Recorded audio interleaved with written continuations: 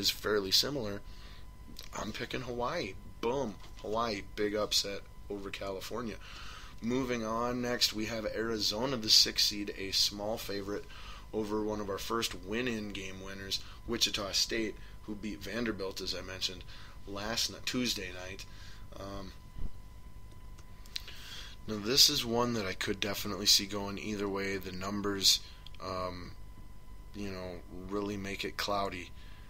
But here, I like how the matchup strengths and weaknesses play in the favor to Arizona, citing such, okay?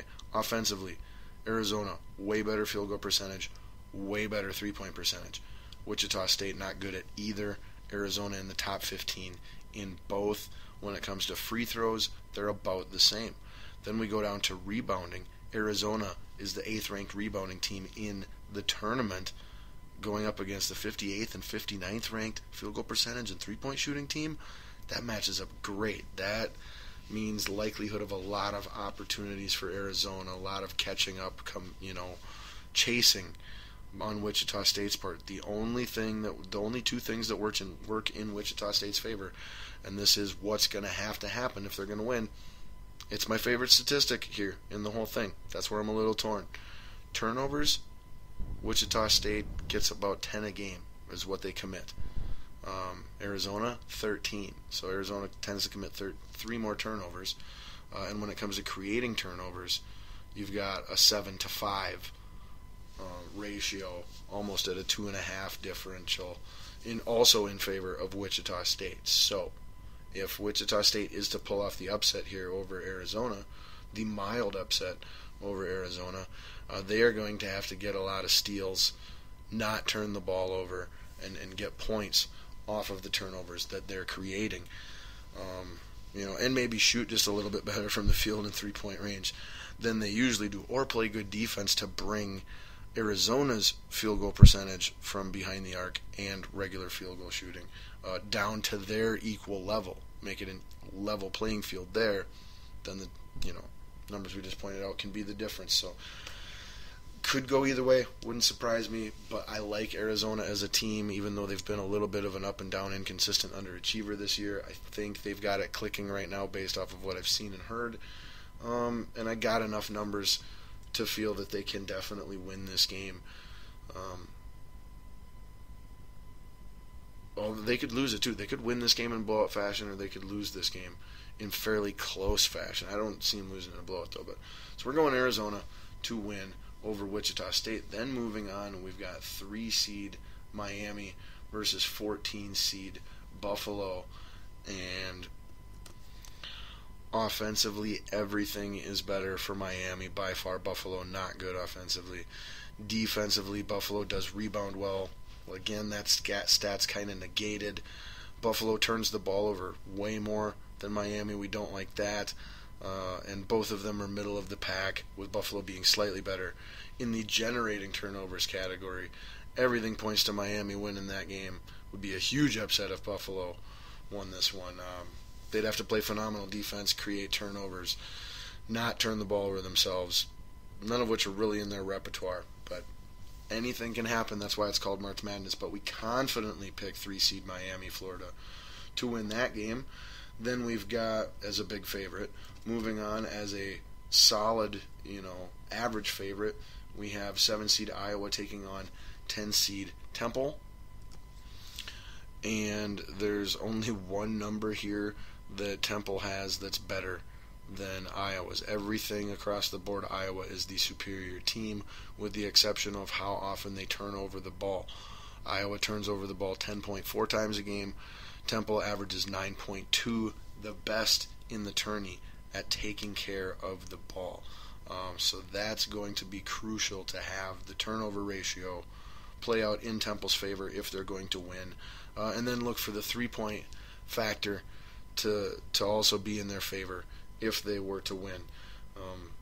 Much better odds, though. Much less things need to go right in their way for Iowa to win, the superior team, as an average-sized favorite. We confidently pick Iowa over Temple. And the final matchup in the southern region, we're going to have one whole first round of a region taken care of with only 3 more to go, and then all the other rounds Woo! So strap in or strap on, whichever you prefer. But the final first round game in the South region features the 2 seed 29-5 Villanova taking on UNC Asheville 15 seed. Nova really would have and could have and should have been a number 1 seed had they not lost their conference championship game to Seton Hall. There were 5 teams that all had number 1 credentials, and Nova just happened to be the team to lose their conference tournament and cost themselves that potential number 1 seed. Or at least that's how it played out and was presented to me. But looking at the numbers, 2 versus 15, it happens every once in a while. Extremely rare, but it does happen. I don't think this is going to be the case. Nova's pissed off, got something to prove from being a 2 seed and being put in the same region as the number 1 team in the tournament. They should have been in either the West or they should have been in the West, Midwest, or finally East, in my opinion.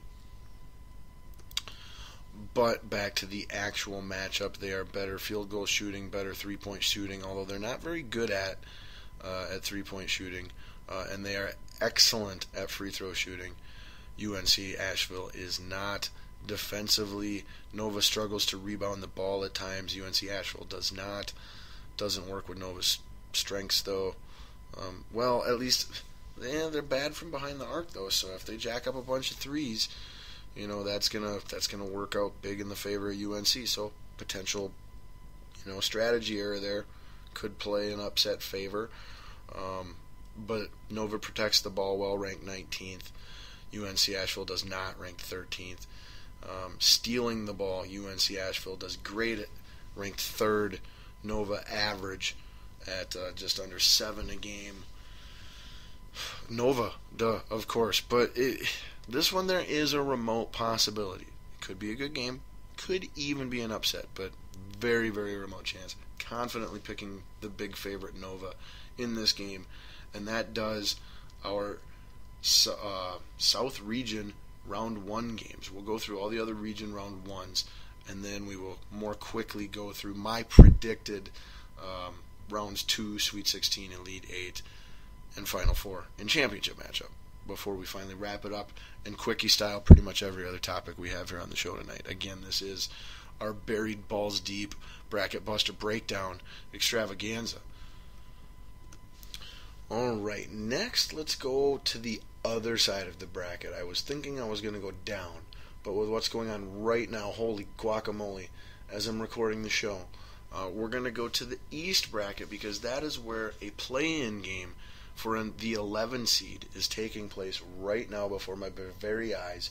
22.4 seconds left, and the Michigan Wolverines are up on Tulsa by 2 points.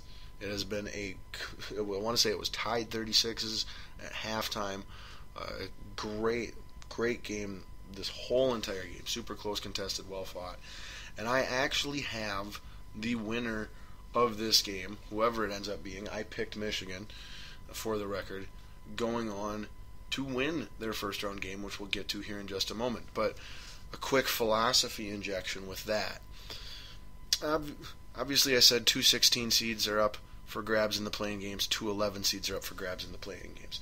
I like the idea that one of the 11 seeds is likely to pull off an upset in their first round matchup in this tournament based off of just sports, one and done tournament formats in general. Being able to play a game, 2 days before, get in and have just all kinds of momentum and energy and confidence, and be in your rhythm and on top of your game. I think that can carry you through a round or two in the NCAA tournament and getting some upsets. But then when you got a full week off and everybody's got time to come back down to reality and study film and practice and all that stuff, that's when you see those teams fade away in the Sweet 16 and Elite 8, usually.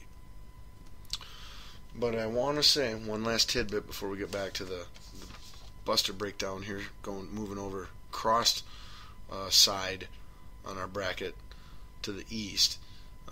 If Michigan wins this game, and if Southern defeated Holy Cross, which I believe they did, maybe they haven't even played yet, but I think they already played and I think they won. But if Michigan goes on to win, they're up by 6 now, 10 seconds left, 66-60. Heck yeah, I gave them 2. That's okay. I will have predicted all 4 play-in winners right: Wichita State, FGCU, Michigan, and Southern.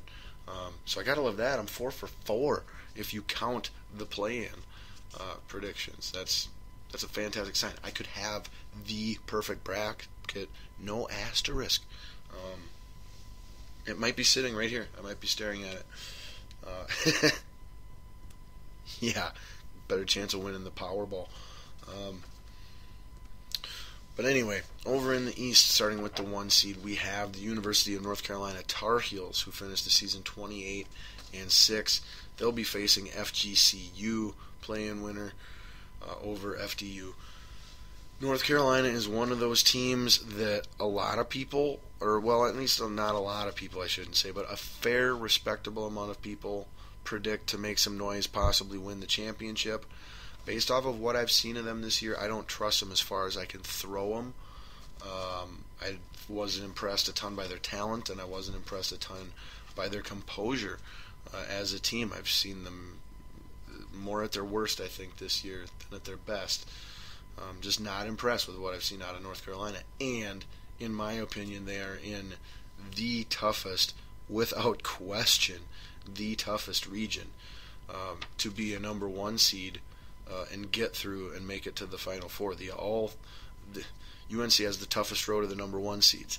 That being said, they're the second best team of the number 1 seed. So whichever you prioritize more, I think, like I said, with the inconsistencies I've seen of them this year, combined with the tough path that I expect them to have just to get to the Final Four, I'm not high on UNC whatsoever. But I would understand if anyone else was. But so anyway, UNC big favorite confidently over 16 seed FGCU. Then we've got 8 seed USC taking on 9 seed Providence. And Providence is the small favorite here.